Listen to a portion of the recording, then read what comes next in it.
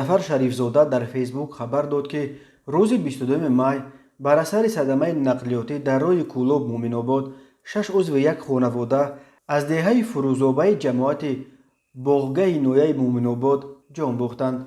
Модаре дар қалб азорҳо орзу дошта бо 2 писару 1 духтараш ва келину набираи афсолааш ки дар айёми ҷавонӣ буданд, аз дунё чизе надида буданд, мехостанд дар тӯи яке аз ақрабояшон иштирок намоянд, вале мутаассифона марг нагузошт ва дар роҳ мошини онҳо бо мошини боркаши камаз бархӯрда ҳамагӣ ба ҳалокат расиданд. Акнун аз ин оилаи бузург ҳамагӣ як писар боқӣ монд. Бисёр талх ва аламовар буд ҳангоми дидани 6 тобут дар як авлӣ, навиштааст Зафар Шарифзода. тафсилоти дигари фоҷиае ки боиси марги 6 узви як хонавода шуд нашр нашудааст.